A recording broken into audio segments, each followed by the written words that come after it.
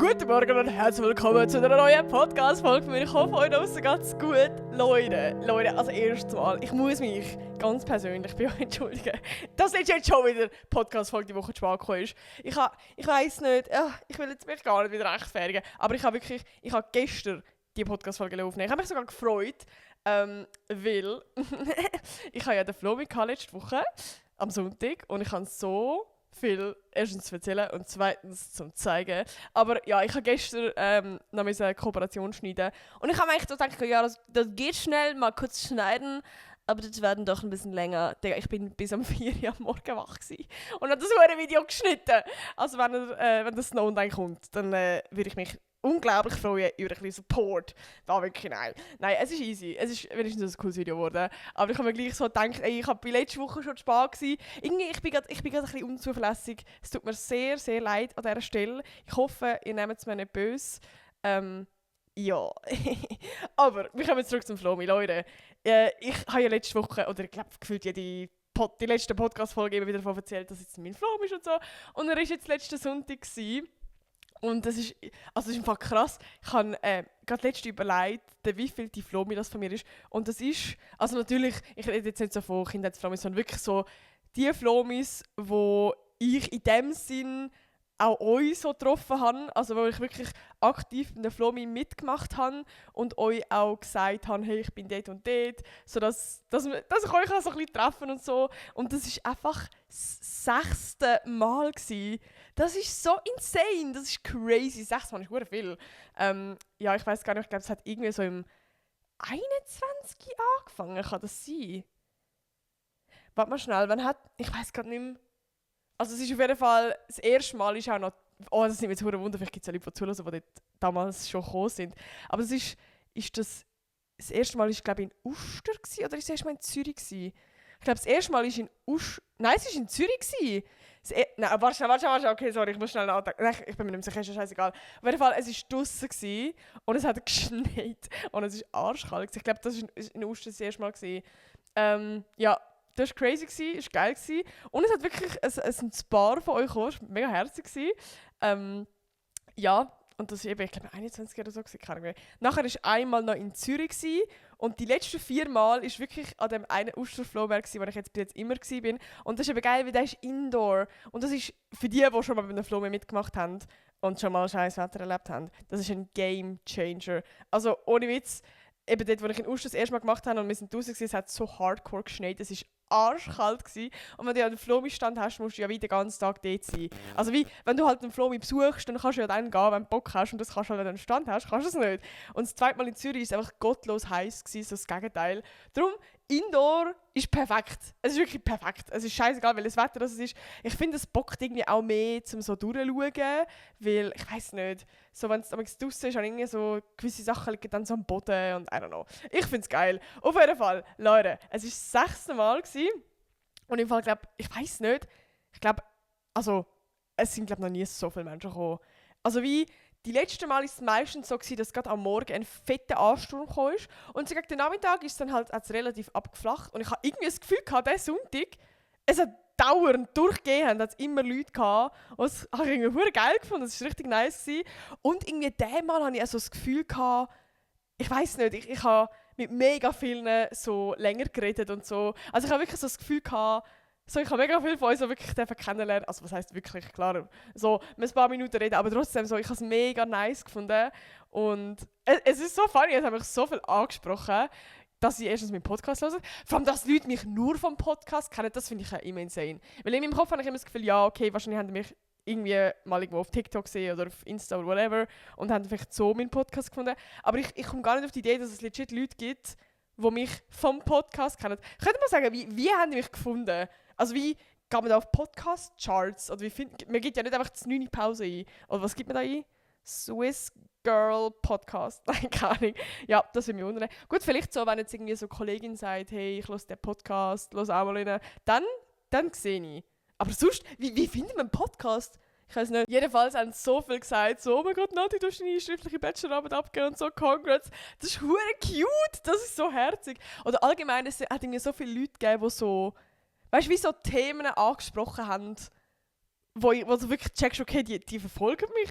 Eben so, ich habe so das Gefühl, wenn man jetzt irgendwie nur so ein paar TikToks von mir gesehen hat, dann weiss man jetzt vielleicht nicht gerade so, dass, also ja gut, ich habe schon TikToks gepostet so zum Thema Bachelorarbeit, aber irgendwie, ich weiss nicht, ich habe so viele Gespräche gehabt über Themen, wo ich so das Gefühl habe, okay, das sind schon Leute, die mich so wirklich verfolgen und das ist irgendwie so, boah, das ist so crazy, das ist wirklich mega herzig gewesen. Das habe ich irgendwie geschätzt. Ja, aber also Leute, ich muss mal schon sagen, ich glaube im Fall, ich habe auch noch nie so viel Geschenke und Briefe bekommen. Im Fall, das ist insane. Ich muss jetzt, also, nein, ich werde, hebt euch schnell fest, okay? Ich habe da einen ganzen Sack voll. Wie schwer ist der? Das ist alles mit Geschenken von euch. Könnt ihr mal reinziehen? Das ist fucking crazy. Und ich habe eigentlich geplant, dass ich ja wie im Podcast so ein paar Sachen zeige. Ich habe auch, wo Leute, die mir etwas geschenkt haben, habe ich auch gefragt, hey, ist es easy, wenn ich das im Podcast zeige? Aber ich habe jetzt halt nicht gedacht, dass ich einen fucking ganzen Sack voll Geschenke bekomme. So, darum, ich will auf jeden Fall ein paar Sachen anschauen. Ich nehme jetzt mal an, wahrscheinlich Briefe lesen kann ich jetzt wahrscheinlich weniger. Einfach weil, also ich habe auch so viele Briefe. Es ist so insane, oh mein Gott, es ist so herzig, aber ich hoffe, ich schaffe jetzt alles irgendwie reinzunehmen. Aber nein, es ist so cute. Ich fang jetzt auch mal straight an. Okay gut, das ist jetzt kein Geschenk von euch, das ist... Das ist ein Geschenk von meinem Bruder. Er hat, nein, ich muss schnell eine Story erzählen. Er hat uns allen Weihnachtsgeschenke bestellt, also der ganzen Familie, und sie sind irgendwie viel spät angekommen, oder man hat das uns erst jetzt gegeben. Jedenfalls hat er, warte schnell, wo ist das da? Er hat wie jedem von der Familie hat er ein Tier geschenkt, also ein Kuscheltier, und hat irgendeine Begründung dazu. So, und es hat jetzt eben in den Chat da geschrieben, da muss ich schnell wiederholen. Also das ist ein Axolotl. Das ist ein Axolotl, cute. Und er hat mir das geschenkt aus der Begründung. Der Axolotl lebt im Wasser und bleibt sein ganzes Leben in einem jugendlichen Entwicklungsstadium. Merci für das. Er kann verlorene Körperteile nachwachsen lassen. Axolotl sind bei vielen Menschen sehr beliebt und gelten als echte Lieblingstiere. Durch ihr besonderes Aussehen sind sie oft bekannt und werden schnell wiedererkannt. Sie wirken ruhig, freundlich und haben immer einen Smile drauf. Ja, das ist so cute. Sorry, was ist das für eine herzige Geschenkidee? So, weißt du, wie allgemein so Kuscheltier ist ja eigentlich so in dem Sinne so ein typisches Geschenk, aber ich hätte jetzt mal gesagt, es wäre so ein Bär oder so. Er schenkt mir ein fucking Axolotl mit der Begründung so, dass wir so Twins sind, dass wir ähnlich sind. Voll herzig, hure cute. Also eben, das ist jetzt kein Geschenk von Flomi, aber ich denke, ich nehme jetzt auch noch spontan. Ich weiss gar nicht, wo fangen wir jetzt an? Es sind halt legit wirklich praktisch alles also selber gemachte Geschenke. Das ist insane. Ich weiss jetzt leider gar nicht mehr so, von wem was alles ist, also weil die Namen stehen in den Brief. Darum, ja, ich hoffe, es ist immer etwas, aber ich nehme jetzt auch mal etwas raus. Also wir haben das Plakat. Ich zeige es euch mal schnell. Boom. Da steht so. Das ist auch so herzig. Das ist wie so, da steht die 9-Pause drauf und da kannst du es so aufmachen. Und sie hat es so gekippt, dass hinten dran so Gummibärchen sind, die sind sicher auch noch irgendwo da rein. So mäßig, dass das so das 9-Box ist. Halt, ich lieb's. Die sind so fucking kreativ. Und da steht noch drauf, Flomi 2026, we love you. Oh, da steht sogar der Name. Elisa und Malea. Yay, immerhin kann ich euch grüßen. Danke vielmals. Yay, oh mein Gott, was wahrscheinlich, ich habe jetzt gar nicht überlegt, wo ich das nachher mache. Weil, okay, ich tue es jetzt sonst dahinter. Okay, ich nehme jetzt einfach random raus, okay? Es ist jetzt wahrscheinlich voll nicht in der Reihenfolge, aber sorry, schnell. Die Blumen sind alle selber gemacht. Habt ihr das schon alle gesehen? Weißt du? So 3 so Blümchen aus so Pfeifenputzer. Einfach selber gemacht. Sie hat gesagt, sie hat 40 Minuten gebraucht pro Blume. Sorry, aber what the fuck?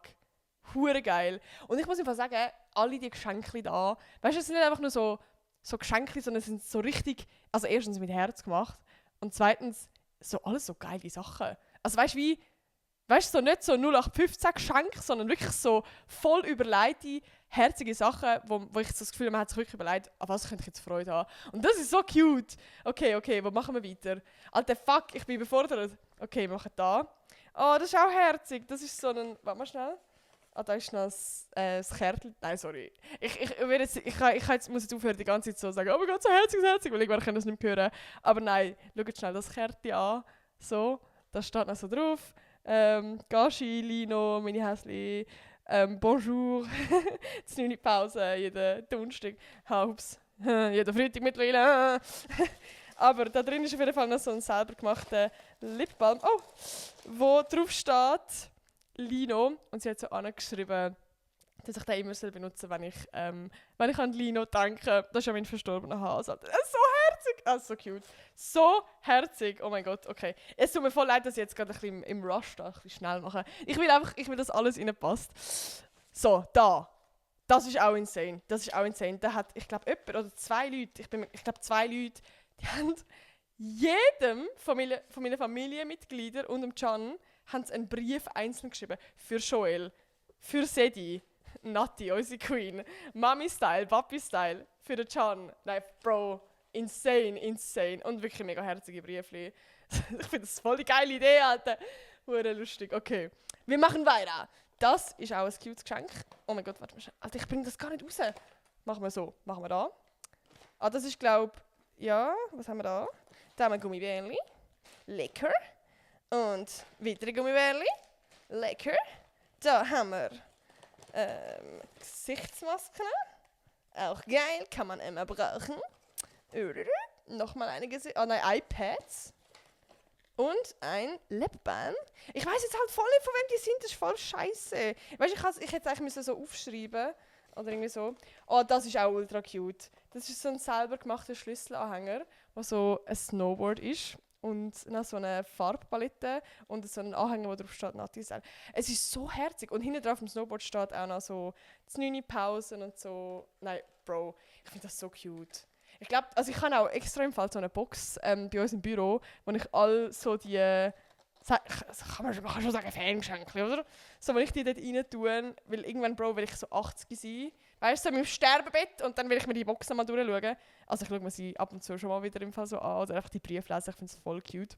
Aber einfach so, Bro, das will ich behalten, bis ich 80 bin, eben wie gesagt. So, weil es einfach so herzig ist.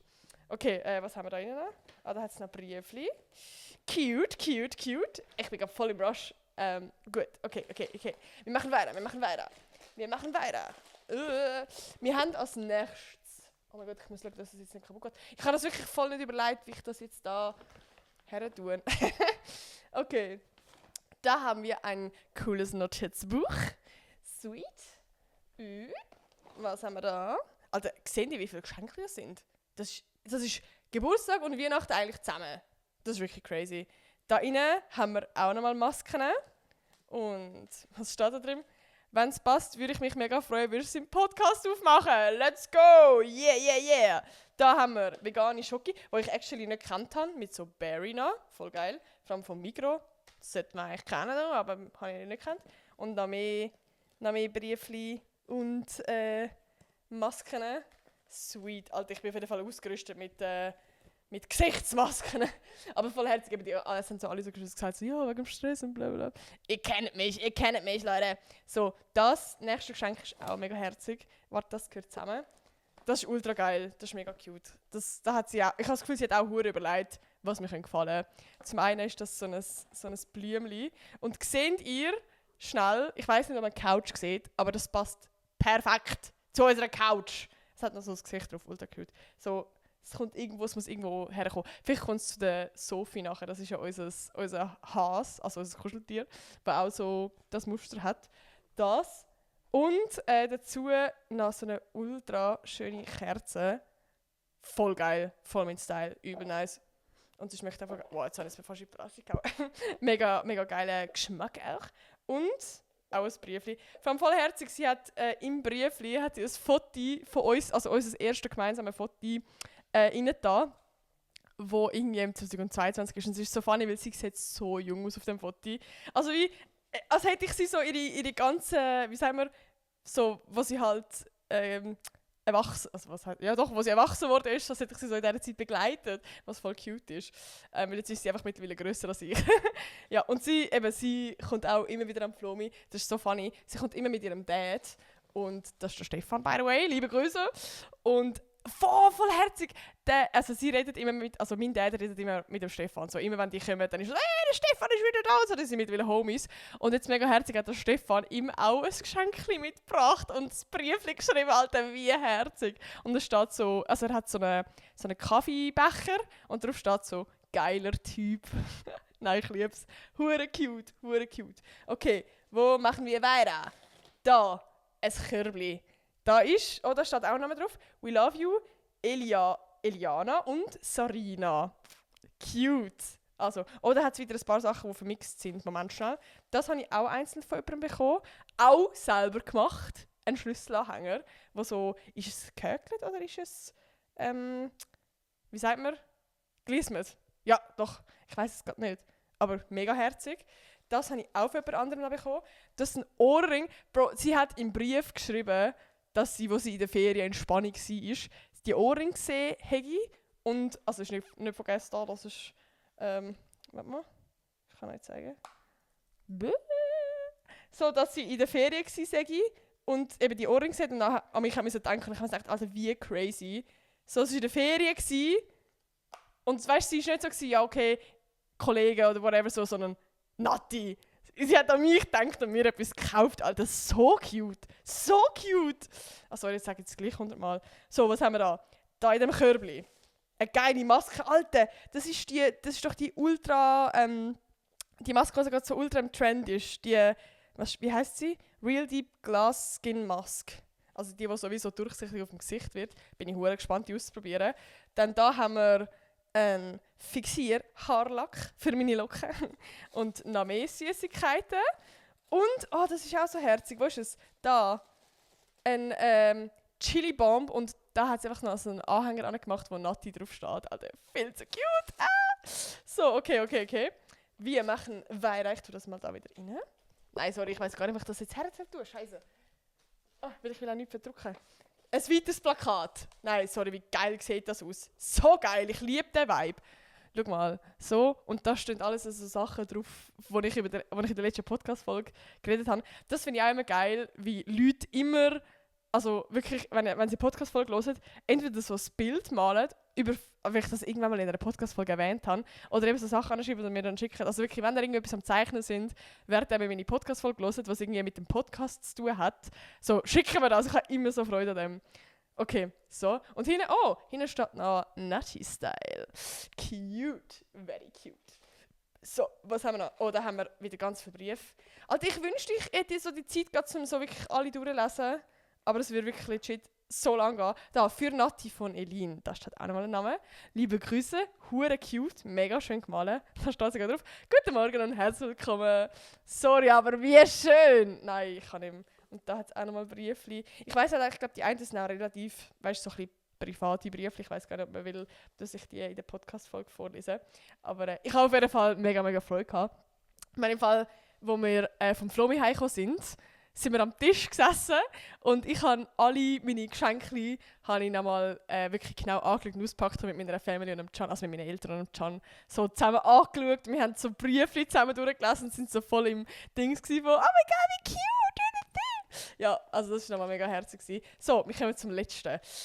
Das ist ja so schön! Oh mein Gott, ich kann nicht mehr. Also, warte mal schnell. Da, zuerst mal hat sie so eine Collage selber gemacht und fucking ausgedruckt, what the fuck, crazy, von meinen Bildern. Sehr herzig. Warte, ich muss das da wieder vorsichtig rein tun. Dann hat es da mega schöne Kerzen, weil sie gesagt hat, so, dass ich ja immer in meinem Podcast so eine Kerze anzünde. Jetzt zwar gerade nicht, aber es stimmt, im Winter habe ich das mega oft gemacht. Boah, das schmeckt so geil. Da ist wie so in so einer echten Kokosnuss drin. Crazy. Und die zweite, sorry, wie geil. Das ist wie so, was ist das eigentlich genau? Ist das eigentlich wie so ein Dessert? Also natürlich, es ist nicht ein echter Dessert, aber so wie so mit so Lotuskeks drin. Das sieht hure geil aus. Und sie hat dann so ein bisschen verziert und so. Und überall noch so Zettel angeschrieben. Oh mein Gott, ich kann nicht mehr. So cute. Da, Alnatura Dip. Den habe ich noch nicht probiert. Sie hat gesagt, das ist ihre Lieblings. Muss ich nochmal? Alter, nur schon so da drauf steht, Nati. Sorry, Alter, das ist so viel Zeit. So. Und voll herzig. Sie hat mir, wie sagt man denn? Tassenkuchen hat sie mitgebracht. Weil es gibt in der Schweiz gibt es keine veganen Tassenkuchen. Und in Deutschland, ich kann nicht mehr reden, in Deutschland gibt es, und sie hat sie mir 2 Sorten mitgebracht, weil sie hat schon letztes Mal hat sie mir mitgebracht und ich hatte so Freude gehabt. Und dann einmal Natti-Style. Ja, weil ich muss das vorsichtig wieder nicht tun. Nein, sorry, aber so herzig. So cute. Also wirklich, eben, ich sage so immer wieder, immer mir nichts schenken. So bitte, Leute, gebt kein Geld aus für mich, ohne Witz. Wirklich nicht. Ich freue mich auch immer, einfach, auch wenn es nur Briefe sind, ohne Witz. Auch wenn es nichts ist, auch wenn ihr nur schon kommt. Ich freue mich mega. Aber ja, wirklich. Danke viel mal. Ich habe mich mega gefreut über alle, die gekommen sind. Wir hatten so geile Gespräche. Irgendwie auch. Es war so ein nice Vibe. Wir hatten einmal auch einen Uwe-Boom dabei gehabt. Und ich frage mich, Bro, wir haben das letzte Mal gemacht ohne Uwe-Boom, weil wir haben so, so ein bisschen girly Musik laufen lassen. Und es war einfach so ein Vibe. Es war so nice. Bro, bringe ich das noch rein? Sonst tue ich es auf die Seite. Jetzt habe ich da so einen riesen Berg voll einfach Geschenke. Aber egal, auch sweet. Ich weiß gar nicht, ob ihr das seht. So ein bisschen seht ihr das, glaube ich. So, ich hoffe, das geht jetzt da nicht alles ab. Ja, jedenfalls, Leute. Ich habe gedacht, es gibt noch sonst ein kleines Update. Ich habe irgendwie in letzter Zeit, ich habe das Gefühl, ich habe so viele so Updates, wo so, weißt du, wie so, was sagt man? So Live-Update-mäßig. So. Die. Und ich habe das Gefühl, jede Woche habe ich wieder so crazy Sachen. Aber einmal, ich habe es natürlich schon ein bisschen länger gewusst. Aber ich kann es jetzt offiziell sagen. Der Vertrag ist jetzt unterschrieben und es ist jetzt in dem Sinn offiziell. Oh mein Gott. Ich hoffe, ihr checkt gerade, was das für ein Big Deal für mich ist. Und zwar habe ich, oh mein Gott, eine exklusive Partnerschaft mit Adidas. Leute, mit Adidas! Checkt ihr, wie krank das ist? Das ist im Fall meine absolute Lieblingsmarke. Ich liebe Adidas. Ich glaube, das sieht man auch, wenn man so ein bisschen meinen Content verfolgt, wenn ich wirklich gefühlt alles von Adidas anhabe. Und ich habe ja jetzt auch letztes Jahr schon mit ihnen zusammengearbeitet, so ein bisschen enger jetzt mit der Women's Euro. Und jetzt haben sie gesagt, ja, sie haben meinen Content mega cool gefunden. Wir haben wirklich mega eng zusammengearbeitet. Ja, und jetzt haben sie gesagt, sie würden mega gerne mit mir das Jahr enger zusammenarbeiten. Und eine exklusive Partnerschaft bedeutet wirklich so, also ich kann so schnell den Unterschied erklären. Es gibt einfach eine normale Kooperation, wo jetzt zum Beispiel eine Firma zu mir kommt und sie sagt, hey, wir wollen ein Video buchen. Und dann bin ich so, okay, für den und den Preis. Und dann bucht man so ein Video, wo es meistens so ein bisschen einmalig ist. Also klar kann es sein, dass sie irgendwann mal wiederkommen, so, und wieder mal mit mir zusammenarbeiten, aber das ist wie so ein einmaliger Vertrag, sage ich mal. Dann gibt es eine längere Kooperation, also eine langfristige Kooperation nennt man das. Das geht entweder über ein halbes Jahr oder über ein ganzes Jahr, wo man wirklich eben über einen längeren Zeitraum miteinander zusammenarbeitet und von Anfang an abmacht, hey, in diesem halben Jahr buchen wir, keine Ahnung, 3 Videos, so. Und dann gibt es noch eine exklusive Partnerschaft und das ist halt wie das Oberste. Und ich habe bis jetzt noch nie in meinem Leben eine exklusive Partnerschaft mit jemandem gehabt. Also beziehungsweise, ich finde, also das musst du halt auch mega so ausgewählt mit Brands machen. Also wie, es gibt mega viele Brands, zum Beispiel, wo ich so zusammenarbeiten würde, aber wie so für ein Jahr langfristig bist du halt teilweise auch mega eingeschränkt. Also ich sage jetzt einfach etwas, zum Beispiel, kann ich das jetzt so droppen? So Samsung haben mich ja schon gefragt, ob ich, nein, das ist zwar eine langfristige Kooperation, ja, ist ja gleich. Aber du bist halt wie so ein bisschen in dem Sinn eingeschränkt, weil du halt obviously dann, wenn du mit denen zusammenarbeitest, nicht kannst mit Konkurrenz zusammenarbeiten. So Samsung würde es in meinem Kopf, also würde absolut keinen Sinn machen, weil ich benutze kein Samsung. Ich fühle es halt legit auch gar nicht, es tut mir leid.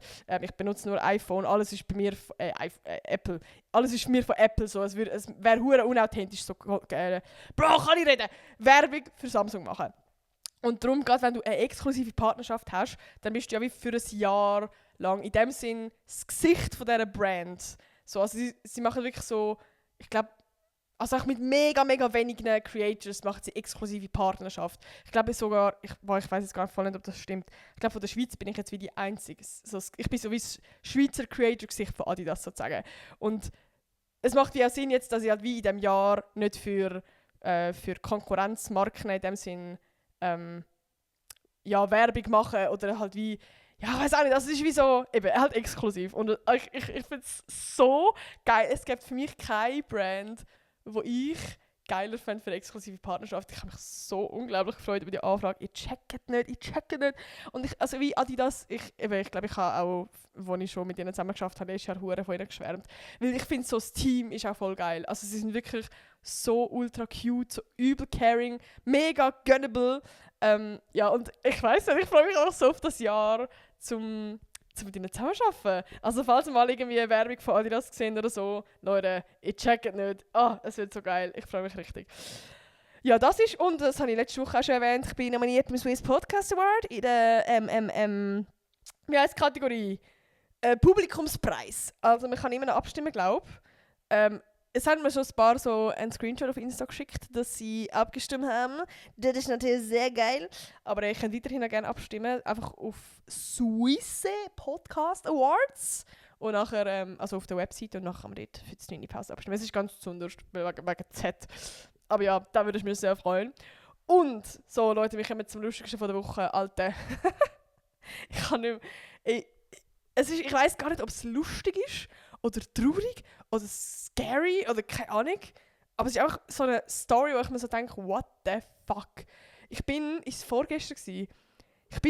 Ich bin eh schon im Stress gewesen, weil ich hatte die Woche wieder Schule, es hat wieder angefangen. Und ich bin so halt eben am Stress gewesen. Und wir haben wie bei uns draussen haben wir so ein Bänkchen mit so 2 Küssis drauf und unter das sind unsere Schuhe. Und ich wollte raus meine Schuhe anlegen. Und dann sehe ich so im Stress, so, unsere Küssis sind weg. Also wir haben so 2 blaue Küssis drauf. Und die sind einfach so weg gewesen. Und ich habe so gedacht, wieso sind die weg?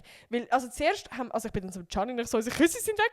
Und zuerst haben wir so gedacht, dass es so damit zu tun hat, weil wir bis Ende Monat, wenn wir alles, was im Gang ist, was brennbar ist, von der Feuerwehr her, müssen wir quasi wegräumen. Also wir müssen schauen, dass auch zum Beispiel die Schuhe nachher alle irgendwo geschlossen sind. Also unser Bänkchen muss wegkommen. Und wir haben dann so gedacht, okay, sind jetzt irgendwie die Küssis weggenommen worden, aber es ist eigentlich, wir haben ja bis Ende Monat Zeit. Und es ist ja wie, die Schuhe sind ja in dem Sinne auch noch da. Und zum Beispiel andere, also Nachbarn von uns haben auch Pflanzen raus gehabt, die müssten ja rein theoretisch auch wegkommen. Es war hure weird gewesen. Ich bin dann aber in die Schule gegangen und habe gedacht, okay, ich muss jetzt pressieren. Und dann komme ich wieder zurück, Bro, von der Schule. Ich habe nur bis am Mittag Schule gehabt. Komme ich so zurück und dann sind unsere 2 Küsse wieder drauf. Mit anderen Küssebezügen. Und ich habe die Welt nicht verstanden. Ich bin reingegangen und dann so, Bro, was zum Fick? Unsere Küsse sind wieder da mit anderen Küssebezügen. Dann sagt er einfach so, ja, er hätte unsere Küsse in der Wäschküche gefunden, weil er Wäsche machen wollte. Am Boden, so zusammen, als hätte jemand drauf gepennt. Es hat noch so ein Feuerzeug dort gehabt. Es hat ultra sketchy ausgesehen. Und er hat es einfach so ein bisschen, eben weil er halt gedacht hat, dass jemand drauf pennt, er hat halt Küssebezüge nachher gewechselt und die gewaschen und dann halt wieder bei uns auch nicht da. Aber es hat einfach jemand in dem Fall unsere Küssis genommen. Vor allem, wir wohnen jetzt nicht irgendwie im Erdgeschoss oder so, man muss wirklich ein paar Stück raufgehen, um die Küssis zu holen und nachher in den Keller laufen, um die Küssis dort runterzubringen. Also, what the fuck? Und es ist halt irgendwie wie so strange, weil du kommst in unser Haus nicht ohne Schlüssel. Also irgendwie, ich weiss auch nicht. Es kann jetzt wie nicht jemand, also ich vermute jetzt nicht, dass es ein Obdachloser war, weil der würde ja nicht in unser Haus kommen. Darum ist es ultra strange. So, wir haben jetzt schon die wildesten Theorien aufgestellt, von dass irgendwie, keine Ahnung, jemand Ehekrise hat und der andere aus der Wohnung rausgeschossen hat und der dann am Boden pennen. So. Oder weiss ich auch nicht, jemand ist verdammt drunk heimgekommen und ja gut, das macht zwar auch keinen Sinn. Bro, dann gehst du doch lieber in deine Wohnung, als jetzt irgendwie ein paar Stockwerke rauflaufen, Küsse holen und wieder in den Keller. Vor allem, Bro, bring die Uhr Küsse, ist doch wenigstens wieder zurück, dann wäre es niemandem aufgefallen. Und das Feuerzeug hat dann auch verloren. Aber ja, nevermind, das ist glaube ich, also eben, es ist irgendwie funny, aber es ist ja so einfach irgendwie ultra strange. Ich wünschte, ich hätte so eine Kamera bei uns, so vorne bei der Wohnung, und man hätte so verfolgen können, was passiert wäre. Das wäre hure geil gewesen. Aber ja, das ist eine crazy Story gewesen. Und sonst, was ist noch diese Woche passiert? Ich habe momentan einfach so Bock auf so Fotoshootings. Ich habe jetzt letzte Woche mit der Nina haben wir ein Fotoshooting gemacht zusammen, weil wir haben ja von der ZHDK aus. Das ist voll geil, ich muss es viel mehr nutzen. Allgemein, ich muss irgendwie so viel mehr so Sachen nutzen, die ich im Studium machen kann. Also wieso, wir können einfach Fotostudios bei uns reservieren und nachher also gratis können wir reingehen. So, also eben, sie sind meistens so ein bisschen abgesetzt und so, aber rein vom Ding her können wir einfach so für einen Abend ein Fotostudio mieten, for free, und dann dort Content machen und Fotos machen und so. Und sie hat jetzt müssen Content machen für eine Kooperation, aber es hat so Bock gemacht, Leute, ich schwöre es hat so Bock gemacht. Also wenn ihr nicht wisst, was mit einer Kollegin machen, dann bucht euch einfach random ein Fotostudio und macht Bilder dort. Das ist so geil. Also weißt du, so, wir studieren jetzt Cast, klar wissen wir so ein bisschen ungefähr, ja okay, wie tut man eine Rolle wechseln oder wie, keine Ahnung, wie tut man das Licht und so anstellen. Aber also wie, gerade in der Fotostudio sieht es meistens schon automatisch geil aus. Und to be honest, Bro, wir haben die Rolle, wir haben nicht gewusst, wie wir die aufhängen sollen. Wir studieren seit 3 Jahren Cast und wir sind so gewesen, what the fuck. Weil meistens, wenn man so, also wir haben das schon ein paar Mal ja in der Lektion gehabt. Aber meistens hat es dann irgendjemand anders gemacht. Das muss ich schon sagen, ist schon ein bisschen Red Flag von mir. Ich bin wirklich so die Person, die so, ja, kann ich, wenn wir sie in der Schule haben, dann bin ich nicht so die Erste, die ist so, oh mein Gott, ich will das jetzt lernen und lass mich das machen. Sondern wenn es andere machen, dann bin ich so, ja, fuck off, scheißegal. So, wenn ich es brauche, dann lerne ich es ja dann. Ich bin irgendwie so, ja, ich müsste mehr einfach so in dem Moment, wo man es lernt, muss ich einfach so sagen, okay, ich nehme, mache, also wie sagen wir, ich hole mir jetzt, wie sagen wir, ich finde jetzt die Kapazität, nein, ich hole mir die, nein, what the fuck, ich finde das Wort nicht, ja, ich suche jetzt, das fuckt mir gerade ab, ja, ich baue jetzt die Kapazität auf, um jetzt das zu lernen. Nein, das stimmt auch nicht. Keine Ahnung. Aber ja, auf jeden Fall, wir haben es geschafft. Wir haben geile Bilder gemacht. Wir haben übel geile Bilder gemacht. Und das ist irgendwie hure funny, weil ganz früher, also was heisst ganz früher, so im 2018 bis so 22 oder so, habe ich hure oft, bin ich mit der Kollegin so, sind wir so rausgegangen und haben wirklich mit einer Kamera haben wir so Bilder zusammen gemacht. Also wirklich so, wie sagen wir so, wirklich Fotoshooting-mäßig. Und ich habe das schon geil gefunden. Ich sag ehrlich, das war schon so ein Hobby gewesen, so sich mit einer Kollegin treffen und dann zusammen so ein Fotoshooting machen und sich dann so ein bisschen umstylen und wirklich sich so ein bisschen Mühe geben. Also weißt du, nicht so ein spontanes Fotoshooting, sondern man sucht dann vorher so Outfits raus und eine Location und so und dann macht man gegenseitig Fotos voneinander. Ich schwöre, ich liebe das, das ist schon ein Hobby. Aber ich habe so das Gefühl gehabt, irgendwann hat sich so Social Media so ein bisschen, oder auch mein Content so ein bisschen so entwickelt, dass ich mehr auf Insta so Sachen gepostet habe, wo jetzt mehr so, kann ich wie so spontane Bilder sind. Also nicht mehr so gestaged, gestellte Bilder, sondern so wie so Bilder, die man spontan gemacht hat. Oder so ein bisschen, ja, jetzt weniger so das Ästhetik schön, sondern vielleicht mehr so authentisch, lustig, ehrlich, mal auch hässlich, keine Ahnung. So, ich fühle die Seite schon auch von mir, finde ich schon geil. Aber irgendwie, ich merke so, ich habe so die Seite, wo so ein bisschen, ich will jetzt nicht sagen Model, aber du weißt so ein bisschen, eben wenn man so ein Fotoshooting hatte und so, das hat schon auch Bock gemacht und das habe ich so ein bisschen vermisst und jetzt irgendwie, weil wir jetzt das Fotoshooting zusammen gemacht haben, ich schwöre so, das knallt hure rein. So, Nina und ich müssen jetzt, also wirklich, wir haben jetzt schon wieder abgemacht für das nächste Fotoshooting, wir haben so Bock. Ich glaube, das wird jetzt so ein Weekly-Thing, dass wir zusammen Bilder machen gehen. Ja, darum check out mein Instagram, Alter, jetzt kommt crazy Content. Und ich muss sagen, ich habe allgemein irgendwie momentan voll Bock, um so meine Ästhetik so ein bisschen zu zeigen. Weil in meinem Kopf habe ich halt eine mega starke so Ästhetik, ich würde so sagen, so ein bisschen Y2K, also so ein bisschen 2000er. Habt ihr gewusst, dass Y2K 2000 heisst? Ich habe das hure lang nicht gewusst. Vielleicht jetzt ein bisschen cringe, ich weiß nicht. Aber ja, also Year 2000 macht hure Sinn. Aber das ist halt sowieso, ich glaube, der amerikanische Begriff. Aber ich habe mir 2000 gegeben. Aber Y2K ist es, Leute.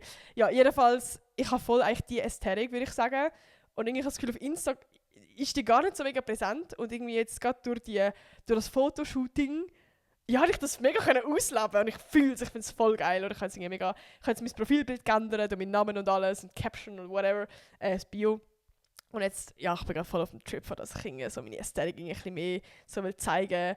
Und irgendwie auch gerade diese Woche, so seit dem Fotoshooting, ich habe ultra Bock, um so ein bisschen, okay gut, jetzt ist gerade ein schlechtes Beispiel, ich habe jetzt gerade einen crazy Style gerade an, aber so ein bisschen, ja, wieder so ein bisschen mir Mühe geben mit Outfits und was überlegen und ein bisschen out of my comfort zone gehen. Ich habe letzte Woche schon davon erzählt, dass ich so voll Bock habe, um so ein bisschen out of my comfort zone gehen, allgemein. Aber jetzt bin ich auch wieder beim Style, Alter. Ich liebe es, einfach so Outfits anlegen, die ich mir sonst nicht getraue, also wo jetzt wie nicht so, ich sag mal, Basic Outfits sind, sondern so ein bisschen, ja, so ein bisschen spezieller. Ich habe hure Bock. Und das ist mir gerade wirklich, ich weiß auch nicht, ich liebe es einfach, ich finde es voll geil. Genau. Und gerade anhand von dem, also weil das jetzt die Woche so präsent ist, und weil im Flomi haben mega herzlich die Leute auch so gesagt, dass ich voll einen geilen Style habe und so. Und wenn ich meinen Style gefunden habe und es ist immer mal wieder irgendwo so eine Frage, also komme ich so eine Frage in meine DMs über, hey Nati, wie hast du deinen Style gefunden und so. Und irgendwie habe ich gedacht, es wäre hure spannend, mal in einer Podcast-Folge darüber reden, weil ich finde, das Thema ist noch viel weiter als einfach nur Kleiderstyle. Also wie, ich weiß nicht, ich habe allgemein das Gefühl, das hat vielleicht auch so, also zum einen mit Confidence, aber vor allem auch mit dem Alter etwas zu tun. Also wie, zum Beispiel, ich kann mich erinnern, in der Sek, ich bin ich würde sagen, ich habe gar nicht meinen Style gehabt. Beziehungsweise, ich hatte einen Style gehabt, ich hatte einen coolen Style gehabt. Ich habe nicht zu den coolen gehört, aber ich bin so, ich habe gewusst, was Trend ist und so, aber ich habe wie nicht meinen eigenen Style gehabt. Und das finde ich so ein relevanter Unterschied. So, ich habe wie das angehabt, was einfach im Trend ist so.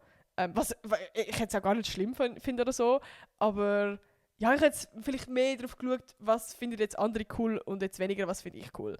Und ich würde sagen, also ich habe jetzt gerade vorher, als ich die Podcast-Folge geplant habe, so ein bisschen überlegt, wann war der Change gewesen, von, dass ich angefangen habe, meinen eigenen Style zu finden und ja, vielleicht mich so ein bisschen Sachen getrauen, auch mal irgendwie etwas anzulegen, was jetzt nicht unbedingt gerade im Trend ist, aber ich halt einfach geil finde. Und ich würde im Fall ohne Witz sagen, bei mir hat sich das so entwickelt, eigentlich seitdem ich mit Social Media angefangen habe. Weil ich würde sagen, das war so mein allererster Schritt in meinem Leben gewesen, wo ich das erste Mal etwas gemacht habe, wo ich einfach selber darauf Bock hatte. Und es war mir scheißegal gewesen, was andere gedacht haben. Also wie, ich glaube, ich weiß nicht, ich habe das Gefühl, heutzutage ist es noch ein bisschen einfacher, um so mit Social Media anfangen, beziehungsweise es gibt einfach mittlerweile mega viele, gerade so Schweizer Creators, aber zu meiner Zeit damals hat es halt gefühlt niemand gegeben. Also wirklich alle Schweizer Creators hast du gefühlt an beiden Händen können abzählen, so, und es hat gefühlt auch noch YouTube gegeben. Also gut, Musical hat es schon noch so gegeben, aber die ganze Bubble war so viel kleiner gewesen. Und zum Beispiel auch auf YouTube, ich war eines der wenigen Girls gewesen, die YouTube gemacht hat, und irgendwie, ich weiß auch nicht, also es war so eine riesige Überwindung gewesen, um mit Social Media anfangen. Und ich kann es halt so unbedingt wollen. Schon seit ich 13 war, habe ich einfach vor, mit YouTube anfangen. Und habe dann mit 16 habe ich einen Schritt gewagt. Und ich bin dann auch ins Gimmi gekommen und alles. Also das war für mich der erste big Step gewesen, wo ich einen Schritt gemacht habe, weil ich ihn will. Und es ist mir in dem Moment egal gewesen, was andere gedacht haben. Und ich habe das Gefühl, dieser Schritt hat mir so eine harte Confidence gegeben, in allem. Also einfach grundsätzlich im Ding von, ich mache das, wo ich Bock habe, und es ist mir scheißegal, was andere denken. Also klar, das ist mir nicht 100% scheiße so.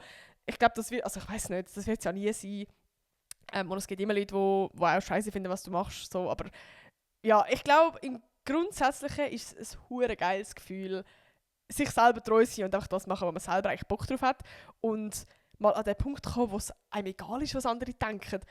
Also es fühlt sich einfach geiler an, das zu machen, was man selber will. Und es ist also wie, ja, halt umgekehrt dafür ist es wichtiger, was andere denken, so, und man kommt gut an.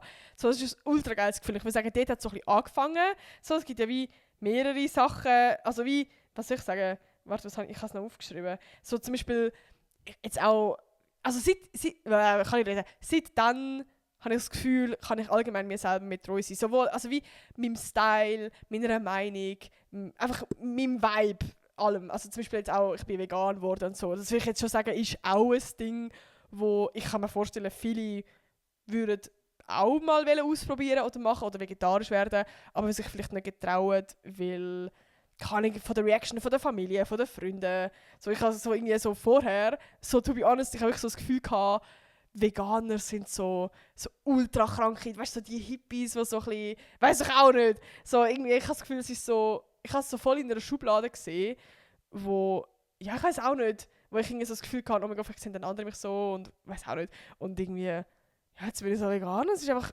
geil, ich bin mir jetzt so selber treu und irgendwie jedes Mal, wenn man so einen Schritt macht, hat man vorher so Angst, was andere könnten denken, wenn man so gemacht hat, dann ist es eigentlich, fühlt sich viel geiler an, so, weil man so etwas gemacht hat, was man selber ja geil findet. Aber ja, auch sonst so Beziehungssachen habe ich noch aufgeschrieben, so zum Beispiel so, ja, ich kann mich zum Beispiel erinnern, als ich den Can am Anfang gedatet habe, habe ich irgendwie so, ja, vorher am Anfang so ein bisschen gedacht, oh, weiß auch nicht, so, eigentlich ist das Ding ja so, dass es cool ist, ein Boyfriend, also nein, ein gutes Beispiel, bevor ich den Can gedatet habe, habe ich einen Typ gedatet, der eigentlich gar nicht so mein Type ist, sage ich ehrlich, aber er ist so viel mehr so das typische Schönheitsideal, sage ich mal. Also er ist viel grösser als ich war. Er ist mega auf das Gym gegangen, hat voll die Muskeln gehabt. Und ich weiss noch so genau, wenn ich so meinen Kolleginnen so Bilder gezeigt habe, von so oben ohne Bilder von ihm. Und ich so, oh mein Gott. Und alle sind so, oha, voll nice. Und ich weiss noch so gut, meine Mama kann bestätigen, ich selber habe es nie geil gefunden. Shame on me, ich habe es nie. Ich weiss nicht, Muskeln machen, also wie, es macht nichts mit mir, wenn ich ein fucking Sixpack-Bild sehe. Es tut mir leid. Und es macht auch nichts mit mir, wenn jemand 2 Köpfe grösser ist als mich. Also es ist einfach nicht mein Type. Es ist einfach nicht mein Type. Und der Can, also wie, der ist so, wie viel Zentimeter ist er grösser? Er ist 6 Zentimeter grösser als ich. Ich würde jetzt mal auch stark behaupten, er ist jetzt nicht der fetteste Muskelprotz auf Erde. Aber es ist halt viel mehr, das ist viel mehr mein Type. Wenn man nicht so, eben so das mega übel Muskeln und mega gross und so. Und irgendwie ist das ja auch so ein bisschen, ich sage jetzt mal so ein bisschen gegen den Strom schwimmen, würde ich jetzt mal, also eben, so im Vergleich zu dem vorher bin ich wie mir selber nicht treu gewesen. Es ist mir wichtig gewesen, was jetzt andere über meinen Freund denken.